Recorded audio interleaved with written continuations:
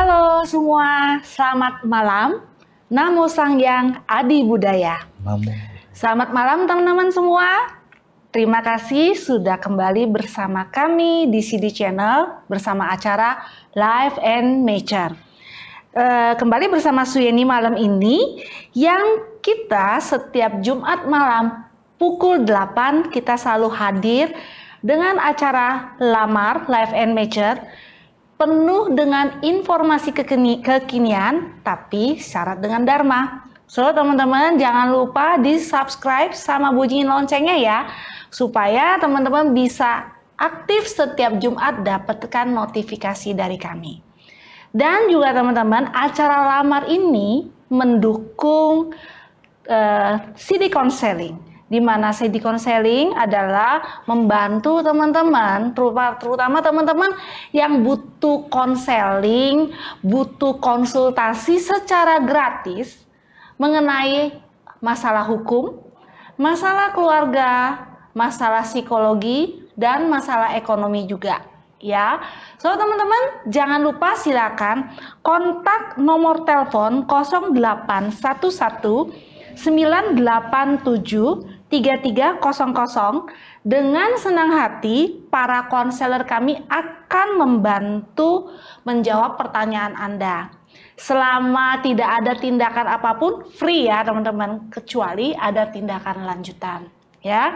Nah, topik malam ini kita membahas tentang kesehatan teman-teman ya, yang dimana topiknya malam ini adalah demensia itu bukan pikun biasa. Malam ini kita bersama narasumber yang luar biasa yang hari ini baru saya kenal dan orangnya asik banget ya teman-teman ya, Dokter Guntara Hari SPKJ. Selamat malam. Selamat malam, Namo Budaya. Ya, senang bisa datang lagi ke sini. Iya, oke dokter. Sebenarnya topik demensia ini saya jujur aja saya penasaran banget ya dok ya. Karena sepertinya sebelum mama saya meninggal ngalamin juga. Entah nggak jelas juga apa demensia atau Alzheimer ya.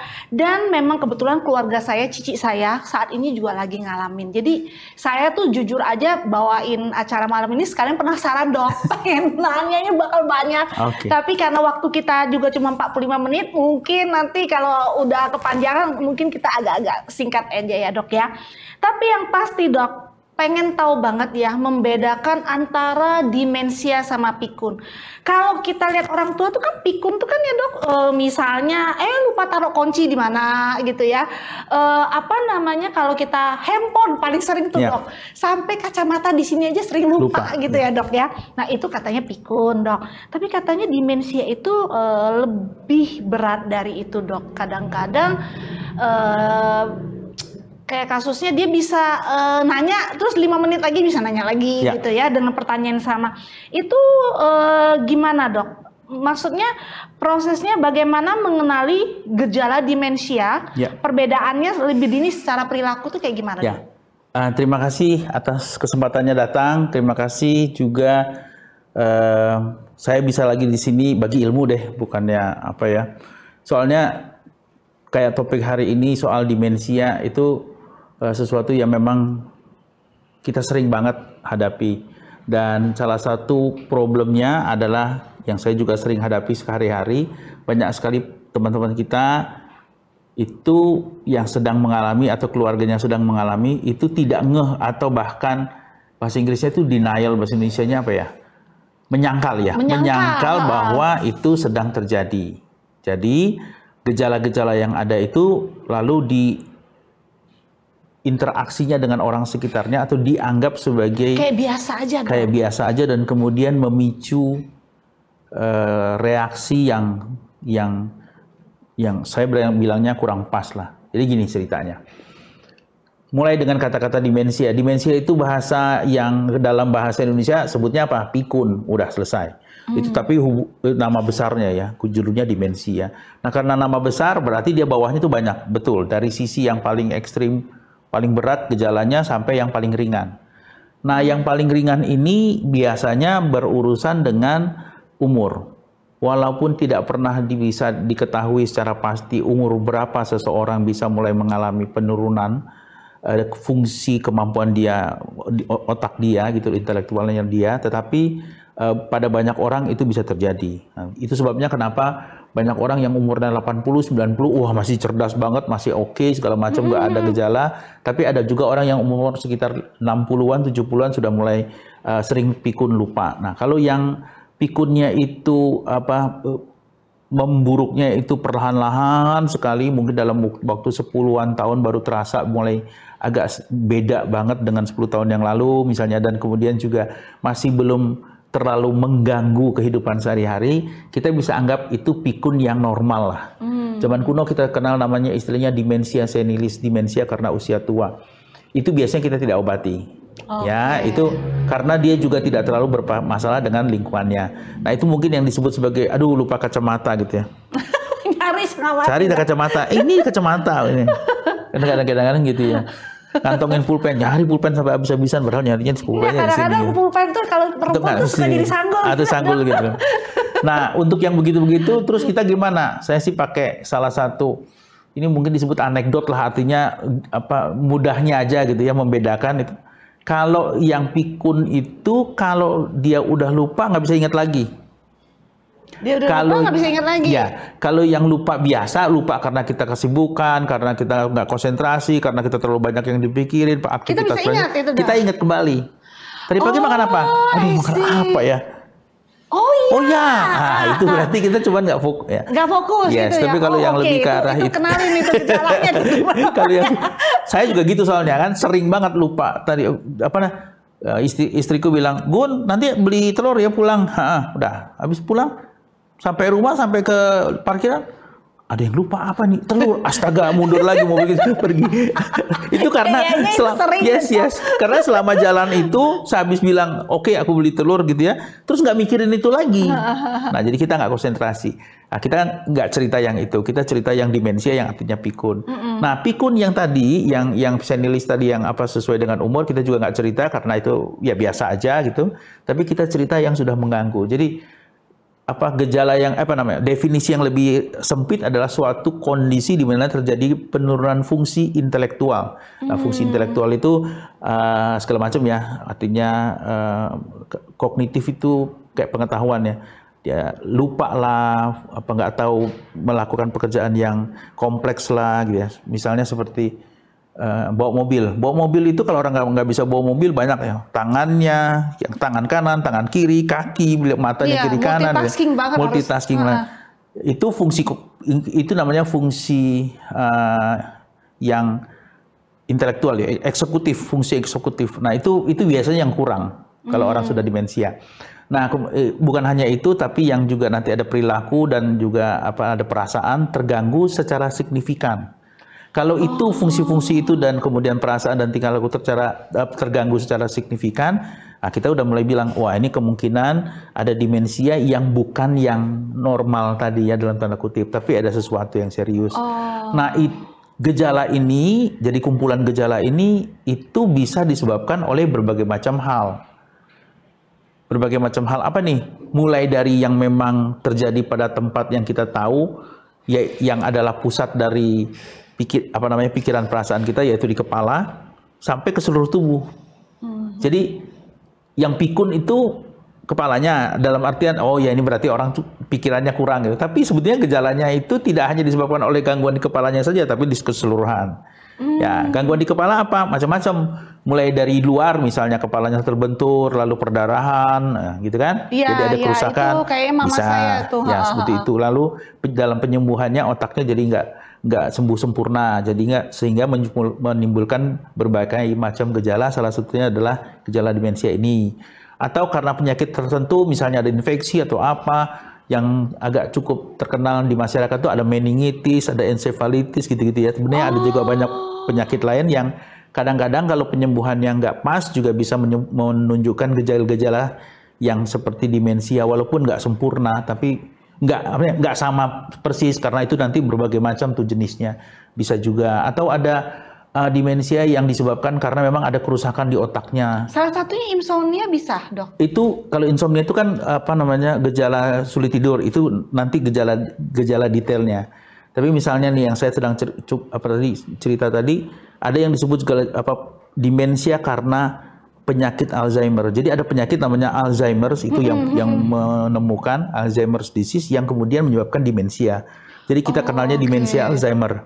Nah, para ahli bilang itu ada sampai sekitar 60-70% dari demensia yang sakit itu disebabkan oleh si Alzheimer ini. Nah, sisanya yang lain disebabkan karena tadi stroke lah, minum obat yang dalam jangka waktu yang lama, entah ada beberapa macam obat yang bisa bikin seperti itu, atau penyalahgunaan zat lah, atau ada yang lain, kadang-kadang juga genetik lah, bisa bikin seperti itu. Kolesterol bisa juga. Nah, kemudian kalau masuk sudah ke kolesterol, kencing manis, gula darah tinggi dan segala macam itu yang dari seluruh tubuh yang saya bilang tadi.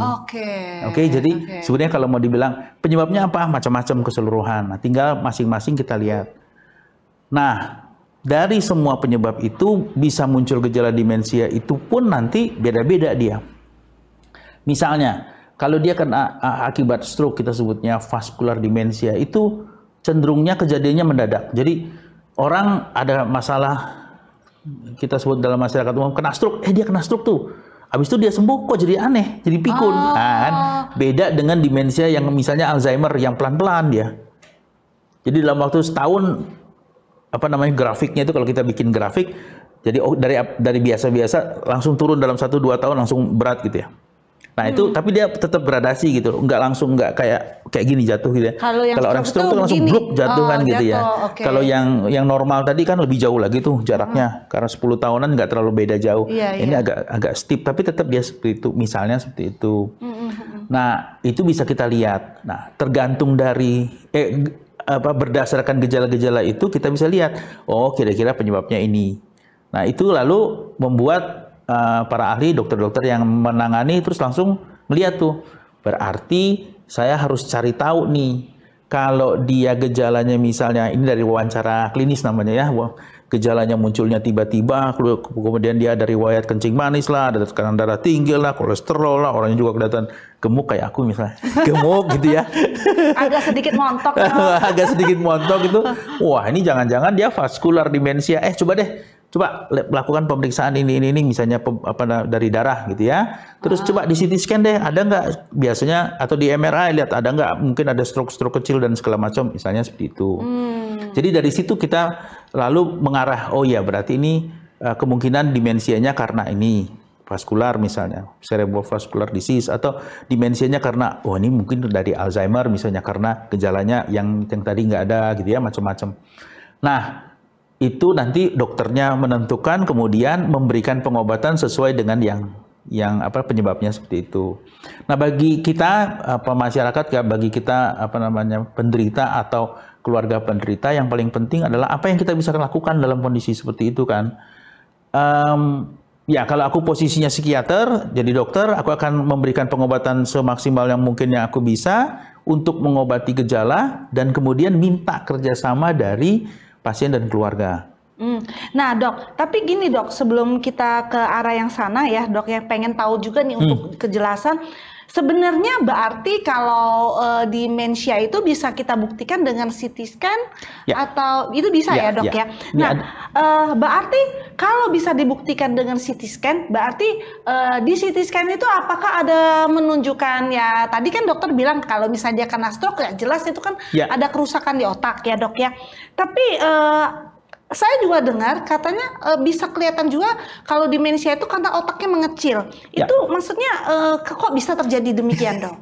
Itu ada slide mungkin bisa ditayangkan gitu ya. Ya, nah itu ini pemeriksaan dasar segala macam. Tadi saya sudah cerita soal wawancara dan segala macam. Termasuk paling bawah ada pemeriksaan pemindaian otak gitu ya, CT scan, MRI. Itu sebetulnya kan kalau dilihat dari itu, saya sebenarnya buka rahasia, dokter tuh cara pikirnya kayak gitu loh. Itu dokter cara pikir. Jadi kita tanya-tanya dulu informasi dari orang-orang sekitar, dari pasiennya sendiri, namanya anamnesis, dari keluarga pasien lah, dari siapa gitu kan. Udah itu kita cari informasi dari mana nih? Dari pemeriksaan fisik, kita lihat fisiknya, berat badannya, tinggi badannya, segala macam gitu ya. Kalau misalnya neurologis berarti dia ada mukanya mencong apa enggak, ada yang tangannya kesemua, segala macam. Terus langsung pemeriksaan, masuk ke pemeriksaan fungsi kognitif misalnya. Ya ditanya deh hari ini hari apa, bulan apa, tanggal berapa, tahun berapa, kita bisa tahu. Terus nanti kita tinggal laku, oh ya nih dok, nih semenjak berapa minggu yang lalu atau berapa bulan yang lalu emosional dok, suka sensitif dok, yang marah-marah sendiri dok, apa segala macam.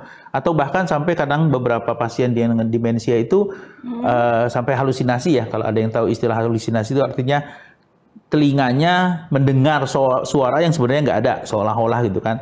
Matanya melihat sesuatu yang nggak ada, itu namanya halusinasi. Bisa juga tuh sering kejadian seperti itu tuh.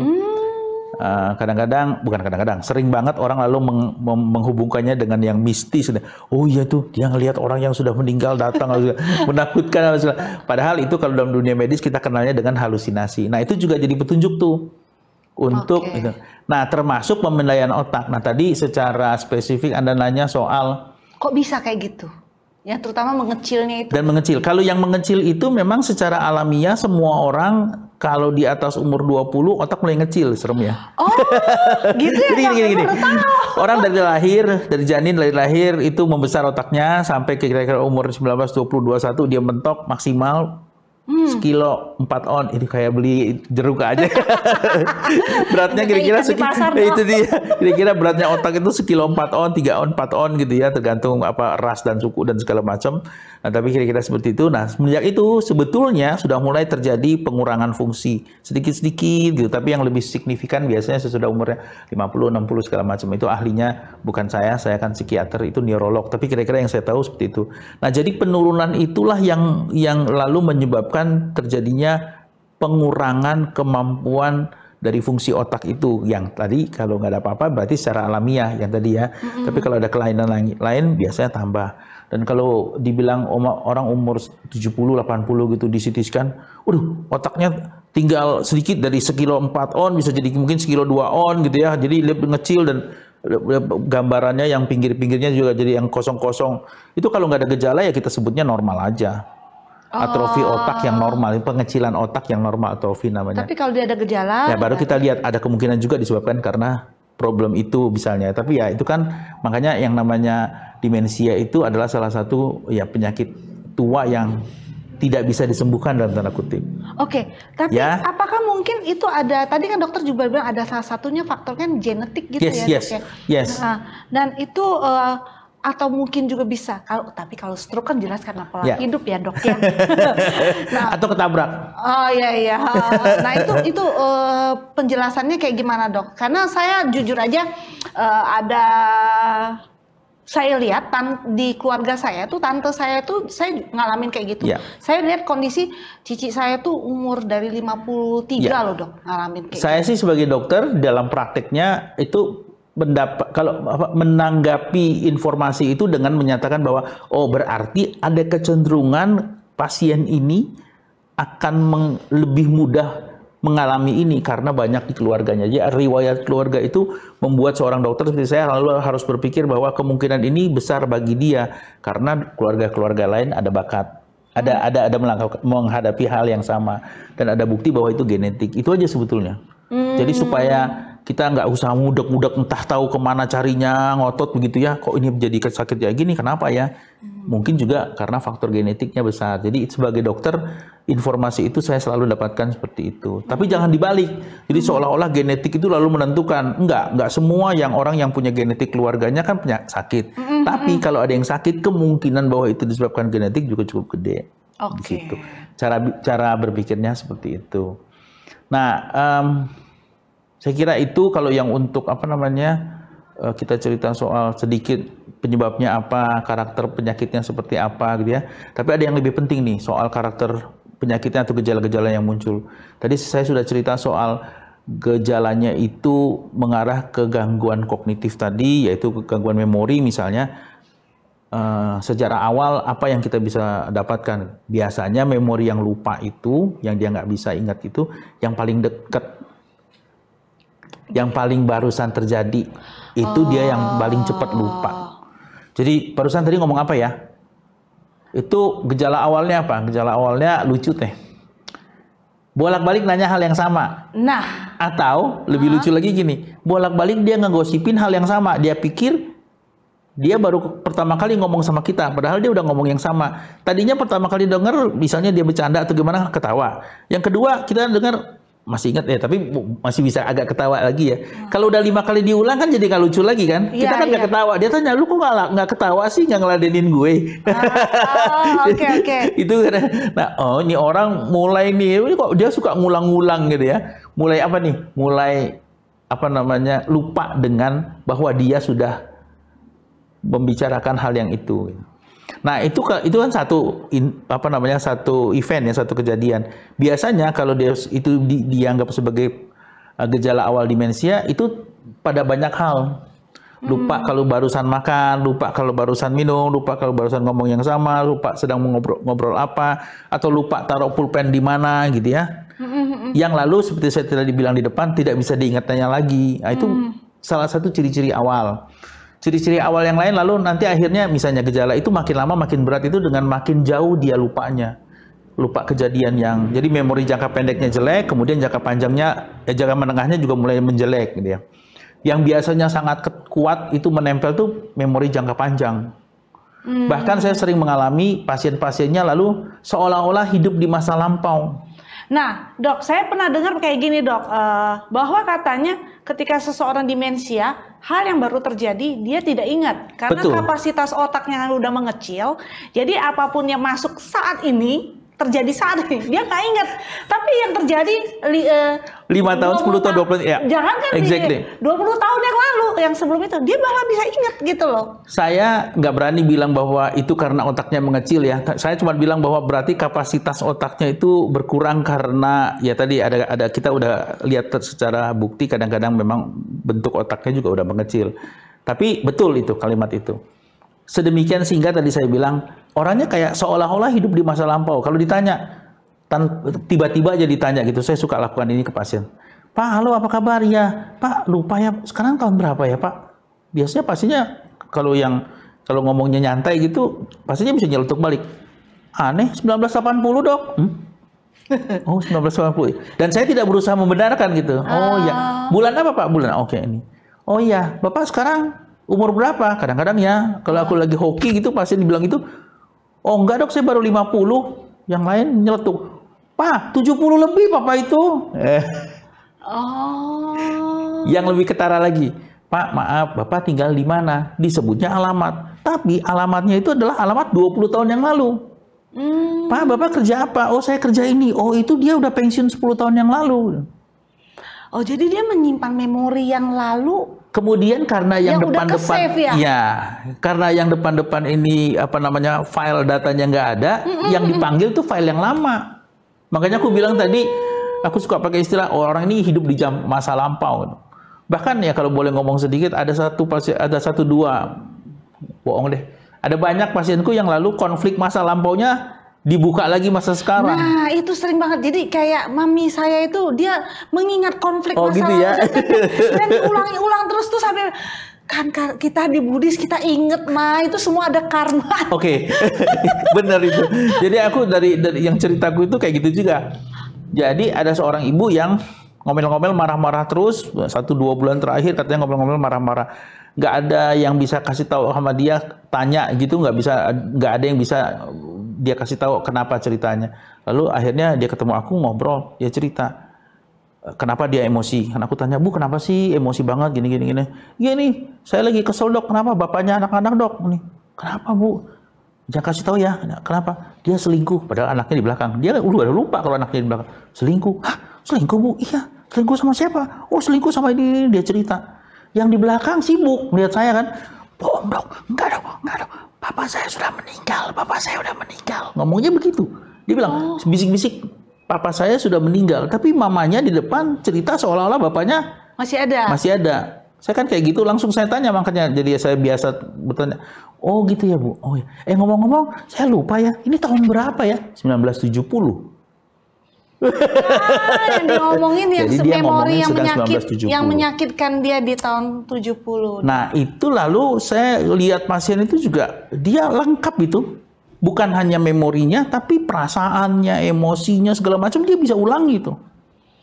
Jadi Itulah sebabnya kenapa saya kalau baca buku bisa mengerti kalau dibilang oh ini gangguannya bukan hanya di fungsi kognitifnya tadi memori dan segala macam, tapi perilaku, tingkah laku dan perasaannya pun, ciri kepribadiannya pun berubah semua. Aku ngerti karena dia benar-benar jadi kayak begitu mundur, dan kita nggak bisa ngerti ya perubahan tingkah laku atau ciri kepribadiannya seperti apa. Misalnya gini, ada orang yang belum demensia, orangnya berwibawa, orangnya sopan santun, nggak bawel kayak aku ngomong terus dari tadi nggak berhenti gitu ya. Begitu dia demensia atau stroke apa segala macam tuh berubah. Jadi bawel, jadi apa segala macam dia. Aku kayak dia nggak bisa kontrol ya, Dok. Nggak bisa kontrol, atau ada yang bilang benar-benar berubah jadi beda orang. Ini juga kenyataan nih, aku hadapi sendiri pasienku. Jadi ada seorang bapak X yang sebelumnya ini adalah pemegang jabatan yang tinggi dan pendidikannya juga tinggi, gelar akademisnya juga oke, orangnya juga wibawa dan segala macam. Kemudian dia stroke, kemudian ya dia mengalami demensia, singkatnya dia mengalami demensia dan sudah cukup berat demensianya, sehingga dia harus dijaga oleh penjaga yang perempuan beberapa orang. Nah, lalu penjaga perempuan itu ada beberapa yang ngamuk-ngamuk karena dibilang dia dilecehkan oleh si bapak. Anaknya yang bapak ini marah-marah, orang tua saya orang berwibawa gini-gini, gak mungkin dilecehkan segala macam. Begitu diwawancara, kelihatan bahwa si bapak itu memang gayanya itu ya kayak genit gitu kan, dia pegang balik apa segala macam. Terus orang-orang bilang, anak-anaknya, maksudnya orang-orang tuh anak-anaknya bilang, wah ini bukan bapak saya lagi gini. Saya terus bilang, iya betul. Anda semua betul. Ya mohon maaf, saya nggak mau bilang bahwa dia memang benar melakukan pelecehan atau tidak, tapi gaya yang tidak berwibawa seperti dulu itu terjadi karena memang ciri kepribadiannya udah berubah. Karena masalah di situ. Nah, dengan ini saudara, teman-teman Sudama dan siapapun yang menonton, saya bilang, makanya saya suka bilang, kalau sudah ketemu dengan kondisi seperti ini, satu apa syaratnya dia? Karena dengan bercanda aku bilang, kalau udah pulang dari saya jangan pulang ke rumah, mesti ke toko yang offset print itu. Tolong print banyak-banyak spanduk. Kalau dekat pasien si X dilarang sakit hati. Bikin spanduk banyak-banyak tempel di semua tempat. Kita yang sehat harus berkesadaran ya. Yes, kita yang sehat harus berkesadaran, harus melihat kenyataan seperti apa adanya. Kan Sang Buddha ngajarin gitu bahwa memang orang yang kita sayangi ini, orang yang tua ini, dia sudah dalam posisi seperti sekarang, di mana misalnya ingatan masa pendeknya itu sudah hampir nggak ada, jadi dia akan mengulang-ulang segala macam, atau dia sudah tidak terlalu lagi bisa mengenali ini siapa, tahun berapa, apa yang dilakukan. Jadi kadang-kadang ngomongnya itu nyeletuk, nyakitin hati. Misalnya, ini si anak ini dia sirik nih, maunya ambil duit saya aja. Atau sering ada pasienku yang bilang, ini hartaku mau diambil sama si anaknya ini nomor 1 nih, karena dia rupanya ada punya anak 3 atau 4, anak nomor 1 ini dianggap brengsek, tukang ngabisin uang orang tua, padahal itu waktu dalam cerita SMA gitu ya, tapi sekarang dibilang kayak begitu lagi, jadi sakit hati lah orang segala macam. Itu sering kali terjadi. Ya, jadi intinya sebenarnya Dok,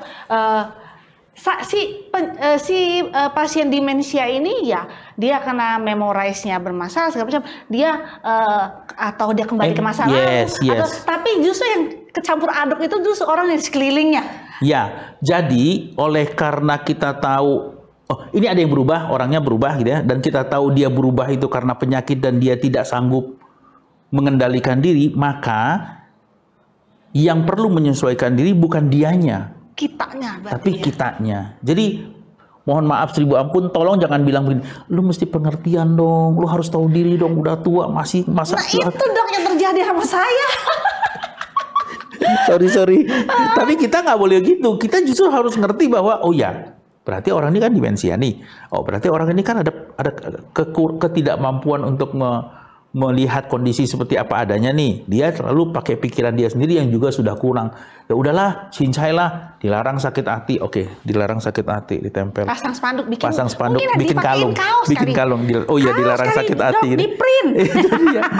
Sedemikian sehingga lalu kita bahkan kalau sudah bisa dilarang sakit hati tadi dan bisa menyadari kondisinya, kita bisa lalu malah menciptakan suasana yang membantu dia untuk nyaman. Misalnya Banyak pasienku yang orang tua karena pikirannya yang kacau begitu dia ketakutan keluar rumah atau ketakutan untuk ketemu sama seseorang. Kita keluarga yang tahu bahwa dia sedang dalam kondisi demensia itu tidak lalu marah-marah bilang, kamu kok nggak mau keluar rumah sih? Keluar rumah dong biar sehat, biar kena jemur bersinar matahari. Atau tetangga sana tuh orang baik, kamu jangan sirik ya, jangan jahat menuduh macam-macam. Nggak bilang ngomong begitu, tapi bilang, oh iya kalau memang masih takut ya sudah nanti aku temenin dia keluar gitu loh. Jadi Misalnya, jadi kita yang berubah kita menciptakan suasana yang membuat dia itu jadi nyaman ya. Dok, ini ya mungkin kita ngomong mudah, tapi ini terjadi nih dok ya. Betul. Kadang si pasien itu sendiri, misalnya kita berusaha sadar, inhale, exhale gitu ya dok. Tapi ternyata si pasien itu kadang-kadang bisa dia punya sikap kayak apa ya, defense juga, atau dia sendiri tidak menerima kenyataan bahwa dia ini. Nah terus udah gitu, ini jujur kalau saya ngomong diri saya, begonya ketika saya tahu, ya kok begini, udah gitu saya bukan pura-pura, maksudnya saya berusaha menasihatin yang dimana ujungnya saya tahu, ternyata nasihat saya juga percuma, dia nggak bakal ingat gitu ya dok ya. Makanya tadi gue bilang yang di awal tadi ya, karena kita ini ya forum Buddhis ya, Sang Buddha kan bilang see things as they are. Sang Buddha bilang kita tuh harus berusaha untuk melihat kenyataan seperti apa adanya. Nah sebagai psikiater gitu ya, aku kebetulan bisa kasih tahu bahwa oh ya kalau pasien demensia itu kenyataannya seperti ini. Nah itu informasi itu kita tangkap terus kita bilang berarti kita di sekitar pasiennya yang harus bisa ngelihat bahwa dia kenyataannya udah gitu dan kita harus berubah gitu. Makanya tadi aku bilang kan pengobatannya itu aku obatin pakai obat dan aku minta kerjasama dari keluarga. Itu sangat besar ya. Aku menurut pendapatku sih paling nggak 50% ya. Perannya untuk bisa membuat keadaan menjadi lebih baik gitu ya. Kalau aku sibuk dengan obatku aja, ya udah kasih obat tapi nggak ceritakan hal ini ke keluarga pasien, nggak ada gunanya lah. Benar-benar aku bilang ya pasiennya bisa tenang bisa apa oke, tapi keluarganya nggak bikin suasana yang nyaman juga nggak bisa. Nah, ada yang hal penting nih dok yang pengen saya tanya juga. Jadi kalau misalnya kita ngomong jujur ya, ketemu sama kan kalau ngomong pasien demensia itu kan mereka kan tidak merekam atau tidak mememori kejadian yang baru terjadi. Tapi lucunya gini dok, kalau kita kan namanya kita kadang-kadang kita nggak paham ya, terus kita dia nanya-nanya ulang atau dia bikin masalah atau segala macam, kita kesel ya, kita jadi jutai atau kita marah. Dia ingat loh dok. Itu ceritain. Kalau itu jawabnya gini. Secara alami ya manusia itu kan punya panca indera, dia bisa lihat dengan segala macam. Nah panca indera itu untuk sebetulnya untuk menerima semua rangsangan ya, ya mata dilihat, telinga dan segala macam. Dan faktanya menyatakan bahwa makin banyak jenis atau macam ragam informasi yang masuk, makin informasi itu terekam dengan jelas, dengan utuh di kepala kita, makin sulit dilupakan. Jadi kalau misalnya informasinya cuma dibaca doang tapi nggak ada suaranya, itu akan lebih sulit diingat daripada dibaca dan ada suara. Dibaca ada suara, didengar orang ngobrol atau dirasa. Nah, jadi karena ada rasa, karena ada dengar atau ada lihat, itu akan lebih ingat daripada misalnya hanya baca buku. Maka orang bilang pengalaman adalah guru yang paling baik. Ya salah satunya karena paling diingat. Karena hajar perasaan dan segala macam. Belajar di buku itu beda dengan kalau mengalami sendiri. Ya. Kalau kita dengar orang ngajar beda dengan ngalamin sendiri. Itu alamiah manusia. Itu karena cara berpikir cara bekerjanya otak tuh seperti itu. Makin banyak moda namanya berbagai macam rangsangan yang masuk, stimulus yang masuk, dia makin ingat. Jadi ketika meskipun dia nggak ingat memori itu, tapi ketika diulang dan ditambah perasaan, jadi ingat dan dia jadi sebel sama kita, jadi dia nggak mau kontak kita segala macam. Walaupun mungkin dia sudah lupa kenapa ya aku sebel sama dia. Oke. Jadi karena itu ya dok ya. Nah. Aku boleh lanjutin ngobrolan supaya lebih oke gitu ya. Nah, oleh karena itu maka untuk sebutnya pengobatan lah kira-kira ya. Pengobatan itu kalau boleh bisa pengobatan, lalu kita bisa lihat berarti kita fokusnya itu bukan hanya melihat gejalanya saja, orangnya saja, tapi bagaimana modifikasi lingkungan sekitar. ya kan? Nah, kalau udah cerita soal begitu, saya biasa sebagai dokter lalu mulai cerita dari yang awal dulu. Nah, pencegahan. Orang yang belum umur 45, apa yang kita lakukan? Dalam artian kita menganggap bahwa umur belum 45 itu berarti semua masih baik-baik saja, masih nggak ada apa masalah Masih segala macam. kayaknya Oke, lagi ya. keren-kerennya Ya, tuh. lagi keren-kerennya. Itu berarti kalau kita mau menghadapi apa-apa gitu, seperti saya sekarang ini sedang nanti mau siaran, dari kemarin belajar baca. Ya kan? Nah, jadi umur sebelum 45 persiapkan dirimu semaksimal mungkin supaya bisa mencegah supaya nggak pikun. Misalnya pendidikan, belajar. Jadi terus. Ya, dan belajar itu, pendidikan itu bukan hanya terbatas pada yang formal ya. Yang informal juga. Jadi kita, makanya saya bilang pantangan dari orang tua itu cuma satu kalau udah ditanya ke aku. Apa? Pensiun, dalam artian pensiun itu berhenti ngapa-ngapain. Nah, itu paling nggak boleh tuh.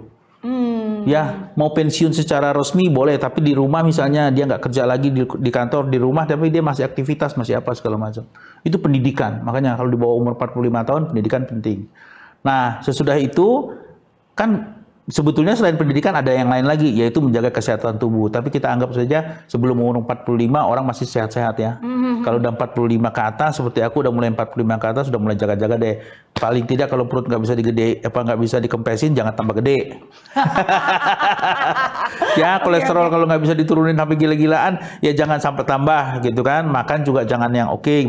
Dulu-dulu zaman kuno kalau makan itu makanan pakai mangkoknya gede, itu sampai bersih banget nih. Air kuahnya semua diminum ya, makannya nggak ada yang sisa. Ya, sekarang itu jangan. bakmi kol ya. Bakmi kol itu dia. Sekarang udah ada kuahnya lebih banyak sisanya daripada yang dia makan gitu kan ya. Makan sate 10, 20 habis semua sampai bersih itu tusuk-tusuknya. Sekarang dua tusuk aja gitu. Jadi dikurangi. Nah, umur 45 sampai 65 gitu kita mencegah apa segala macam hal-hal yang bisa bikin kita jadi problem, itu namanya penyakit-penyakit metabolik ya. Kolesterol dijaga, gula darah dijaga, tekanan darah jaga segala macam. Terus juga udah mulai aktivitas jangan gila-gilaan lah, mencegah untuk cedera, jangan cedera. Terutama benturan ya, benturan Dok, ke kepala ya segala macam ya. Kalau mau mobil 100 km per jam sekarang jangan 10 terlalu berat, terlalu lambat, 50 km per jam aja gitu ya. Kerjanya tadinya 10 kali lipat, ya sekarang jangan 10 kali lipat, dikurangi segala macam. Karena mau nggak mau kita harus akui, tadi belajar dari Sang Buddha bilang, kenyataannya, faktanya, realnya tubuh kita juga menua. Itu proses. Mohon maaf, 1000 ampun, aku mau marahin orang nih ya, jangan marah, kalau tersinggung ya jangan itu.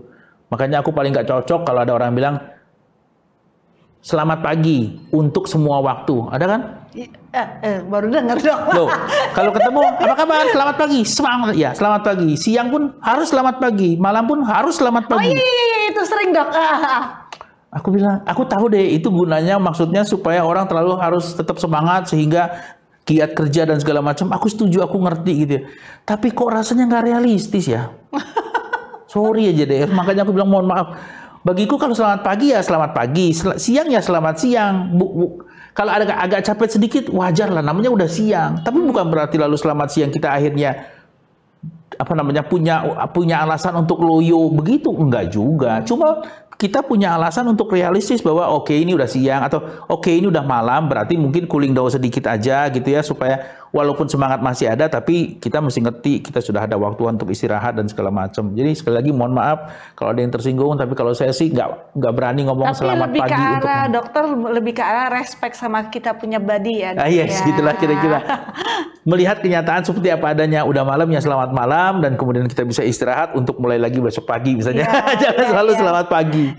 Nah, itu penting.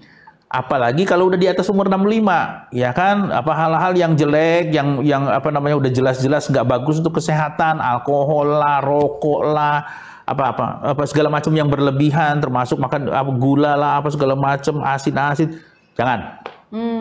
Olahraga yang berlebihan, jangan. Di atas 40 tahun itu secara umum semua orang, kalau bukan atlet, kalau nggak terbiasa di atas 40 tidak lagi boleh melakukan aktivitas atau olahraga kompetitif. Oh, oke. Ya, bulu tangkis lah, basket lah, itu kan kompetitif ya, mau berangka, mau menang. Iya. Itu terlalu berat sebetulnya. Oh, oke. Kalau orang bilang, iya tapi saya biasa dok olahraga kayak gitu, terlatih dari dulu, oke, tapi mesti tetap beda. Dikurangi dikurangi. ritmenya. Iya, kalau saya yang nggak rutin olahraga kompetitif, cuman olahraga jogging, aerobik biasa, ya udah harus tahu diri misalnya. Ya kan, seperti sekarang misalnya jalan gitu. Tadinya lari, jalan cepet sekarang. Dari jalan cepet, jalan lambat, jalan biasa, tapi jaraknya jauh misalnya. Lebih bagus daripada tetap aja ngotot mau lari gitu. Karena umur sudah beda, kan seperti itu. Nah, hal-hal itu untuk mencegah supaya tidak terjadi perburukan. Jadi tadi saya cerita soal dilarang pensiun, dilarang berhenti, dilarang tidak beraktivitas di sisi sebelah kanan yang ekstrim. Sisi sebelah kiri yang ekstrim berlebihan juga nggak boleh. Overtraining juga nggak masalah, under training juga masalah. Nah, kalau semua hal-hal tadi itu bisa kita bantu, maka pencegahannya akan membuat ya mudah-mudahan demensia juga dia akan datang nggak sedikit terjadi. Berarti balance ya harusnya. Berarti balance. Nah, kemudian kalau sudah terjadi demensia, apa yang kita harus lakukan? Berusaha semaksimal mungkin supaya demensianya perburukannya nggak tambah berat. Nah, kalau udah seperti itu, aku sebagai psikiater ngerti bahwa ada beberapa obat yang kita bisa kasihkan ke pasien untuk mencegah hal itu bisa terjadi. Nah, biasanya itu obatnya jadi jangka panjang. Kita berikan, terus nanti kita lihat reaksinya seperti apa. Nah, itu diberikan supaya tidak terjadi perburukan. Nah, selain itu juga dokter-dokter gitu biasanya ngasih obat yang sesuai dengan gejala yang muncul. Kalau misalnya tadi ada yang halusinasi apa segala macam, kita ada obat yang namanya antipsikotik misalnya. Kalau ada yang depresi, nah ini depresi ini khusus nih, aku lupa sampai cerita soal depresi. Demensia itu atau orang tua itu yang dengan demensia itu sering-sering kali ternyata dia bukan demensia, tapi dia depresi. Ini justru saya mau nanya dok ya, kan kasusnya ini misalnya rata-rata orang demensia terjadi pada usia di atas 60, tapi kasus yang saya dapat dari kakak saya, dia umur 53 udah ada gejala dan sekarang umur 58 udah fix dia demensia. Dan memang saya ada sering banget kalau saya setiap kali mau ajak dia ke dokter, dia selalu bilang nggak mau ke dokter karena lebih baik saya nggak usah ke dokter biar saya cepat mati. Nah itu kan berarti kan kalau kita ngomong ucapan yang frustasi ya dok ya, itu berarti pemicunya apa? Padahal rata-rata demensia kan umur 60 ya. Jadi gini, saya jawabnya gini, nggak secara spesifik tapi saya jawabnya gini. Pada orang tua, gejala depresi itu seringkali muncul dalam bentuk gejala seperti atau tidak bisa dibedakan dengan seperti gejala demensia. Jadi kita kalau ada orang tua datang, kalau saya sudah bilang oke, ini gejalanya berarti ke arah pikun demensia. Yang lalu sebagai psikiater saya harus lakukan nomor 2 adalah juga selanjutnya lihat ini kenapa ya? Apakah ini mungkin depresi atau tidak? Karena pada orang tua kita kenal ada yang namanya pseudodemensia. Pseudodemensia itu sebetulnya adalah depresi. Jadi gejala depresi pada orang tua itu tidak sedih, tidak murung, tidak mau nangis-nangis terus, enggak. Kadang-kadang muncul dalam bentuk pikun. Lupa jadi linglung, jadi apa gitu ya, bengong, jadi ngomongnya ngaco segala macam. Kalau ditanya sedih enggak. Kita juga nggak ngeliat dia lagi nangis gitu ya. Tapi kalau lebih dalam kita tanya, itu muncul kata-kata kayak begitu misalnya, aku udah males hidup lah, untuk apa gunanya hidup lah, segala macam kayak gitu.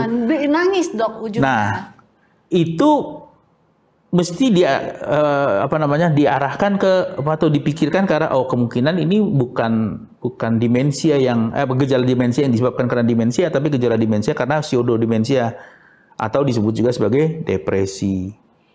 Jadi kita ngobatinya ke depresinya. Itu pentingnya untuk kita bisa ngebedain. Kalau dia arahnya ke depresi, terus nanti diobati dengan antidepresan gitu ya, atau segala macam tingkah laku yang membuat depresinya menjadi lebih membaik. Nah, gejala pikunnya hilang tuh. Gejala pikunnya jadi hilang lagi, jadi balik lagi, jadi dia lebih ingat, terus lebih rileks. Tadi fungsi eksekutifnya juga jadi lebih bagus, lebih bisa mengerjakan hal yang lain-lain bisa lebih bagus, nggak linglung lagi.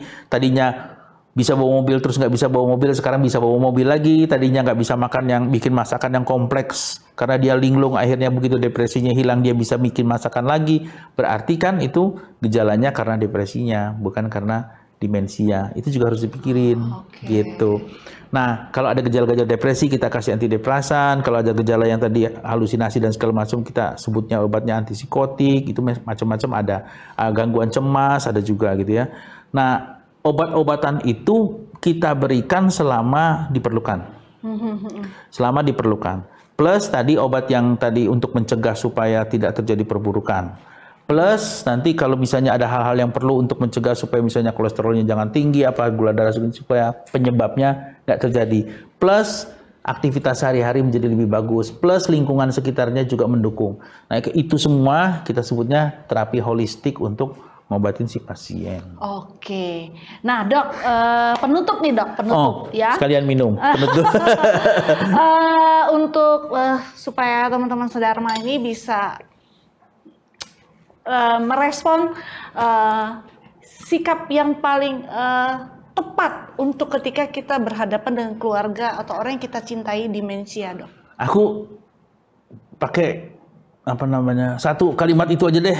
Sang Buddha bilang, see things as they are. Kita harus belajar untuk melihat segala sesuatu seperti apa adanya. Tolong kita juga bisa melihat segala sesuatu seperti apa adanya terhadap keluarga kita itu atau teman kita itu. Jangan sesuai dengan keinginan atau asumsi kita gitu ya. Jangan asumsi itu tebakan kita gitu ya.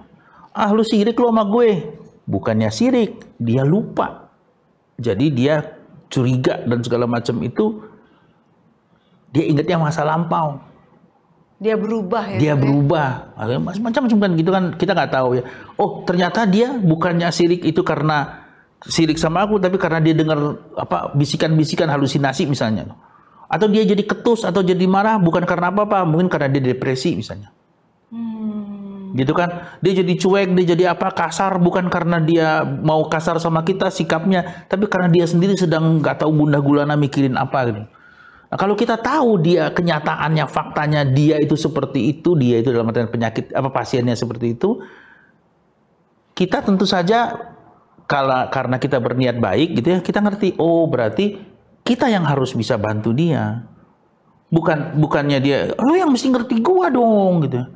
Atau ini orang nggak bener nih dia udah makin tua makin licik nih itu kan selalu dari pikiran kita sendiri gitu ya. Jadi jangan lakukan stop asumsi. Kemudian kalau memang keluarga kita lalu atau teman kita itu lalu benar mengalami kondisi seperti ini, saya berani bilang kemungkinan sangat besar dia nggak akan bisa mengatasinya sendiri. Bantu. Cara bantu paling mudah paling utama adalah menyadarkan orang-orang sekitar dia, atau kalau dia masih bisa disadarkan untuk bilang, Anda sudah nggak 100% sehat loh. Anda harus cari bantuan, pertolongan. Ya kalau perlu misalnya sampai ke dokter ya ke dokter. Kalau nggak paling tidak lingkungan yang membahayakan, misalnya tekanan mental yang terus menerus, beban kerja sehari-hari yang harus tetap berat, atau dia tetap disibukkan dengan interaksi dinamika. Kayak drama Korea, drama Taiwan yang si anu sirik, anak ini nguber ini, anak ini lupakan drakor. Lupakan drakor. Ya itu jangan. Jadi lebih tenang lah, hidupnya lebih orang suka bilang duniawinya ditinggalin lah sekarang. Misalnya seperti itu. Kemudian yang ketiga paling penting, jaga kesehatan. Oke. So teman-teman ya, penting banget kita kalau punya keluarga atau dekat dengan seseorang yang menderita demensia. Mungkin salah satu yang tadi saya tangkap yang paling terutama buat orang luar adalah paling tepat adalah bagaimana kita membantu mereka untuk menyadarkan orang-orang sekelilingnya. Mungkin bukan nyadarin si pasiennya, kadang-kadang pasiennya kadang-kadang nggak ingat tapi menyadarkan orang-orang sekelilingnya untuk peduli dengan pasien demensia tersebut. So teman-teman, demikian perbincangan yang seru banget, seru dan mengena ya di diri saya terutama ya dok. Makasih banget dok atas sharingnya, bener-bener saya merasa ini waktunya saya belajar juga karena kebetulan memang punya keluarga yang mengalami dan orang yang dekat banget, yang kita kasihi ya gitu ya.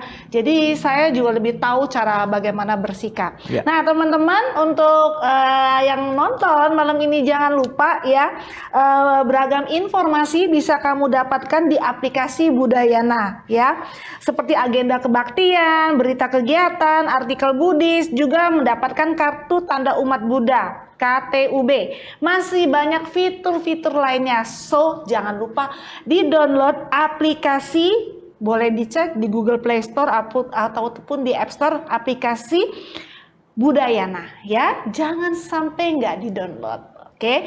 Dan juga teman-teman sekali lagi, acara lamar kita malam ini memang benar-benar membantu Anda seperti kayak kasus malam ini ya. Kita ngomongin tentang demensia ini adalah salah satu merupakan bantuan untuk para teman-teman yang punya masalah, terutama masalah psikologi, kesehatan, masalah ekonomi dan masalah hukum.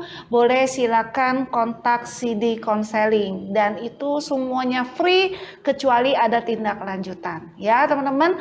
Dan makasih banget dokter atas waktunya, berharap nanti kita bakal ketemu lagi siap. untuk tema yang lebih seru lagi ya dok siap, ya. okay. Dan teman-teman jangan lupa juga tetap pantengin acara Live Matcher setiap Jumat malam pukul 8 bersama CD Channel. Sampai ketemu lagi di kesempatan lain. See you, bye. Namo Buddhaya.